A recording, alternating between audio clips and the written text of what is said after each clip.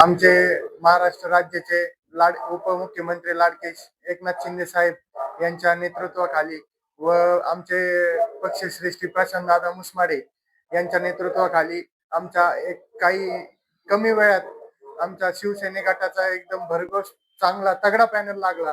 तर आमचे नगराध्यक्षपदी आमचे बाबा काका मुसमाडे, तसेच 9 नंबर मधून उमेदवारी करण्यात आले आमची आई वैशाली किशोर कोबरने व नगरसेवक पदासाठी बाप्पू मामा मुसमाडे यांनी आज आमच्या 9 मध्ये 2 नगरसेवक या आज उभा आहे.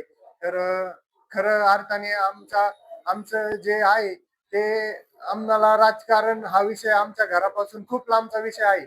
आम्ही कायम कार्यात अग्रेसर असणारे आम्ही व्यक्तिमत्व आहे.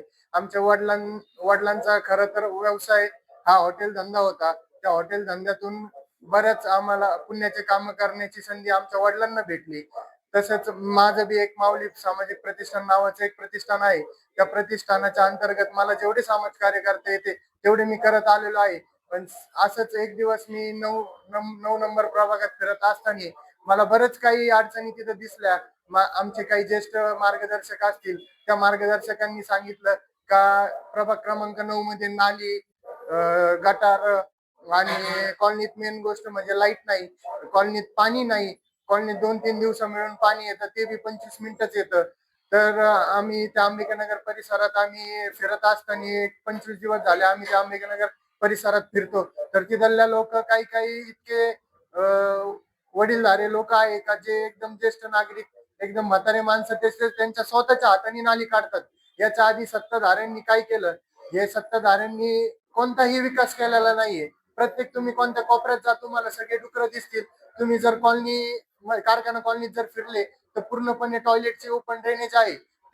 हा विकास काम कोणतेही झालेले नाही. मागील 9 वर्ष झाले, ठीक आहे, 5 वर्ष तुमची सत्ता होती, आता उरलेले 4 वर्ष प्रशासक होतं. त्या 5 वर्षात सुद्धा तुमच्याच्यानी काही कामं झालेली नाही. तर मी नागरिकांना एवढं आव्हान करेन, एवढ्या वेळेस तुम्ही शिवसेना शिंदे गटाच्या सगळ्या उमेदवारांना संधी द्या.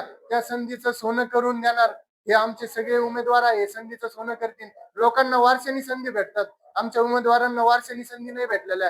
आमच्या उमेदवार हे सगळे गोरगरीब जनतेतले उमेदवार आहे सगळ्यांचे. असं कोणी राजकीय आमच्या उमेदवारांमागे हात नाही. आमचे प्रशांत दादा यांनीच सगळे एकदम गोरगरीब उमेदवार उभे केलेले आहे.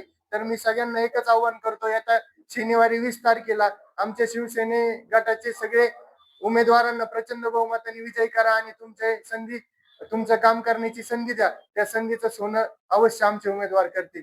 जय हिंद, जय महाराष्ट्र.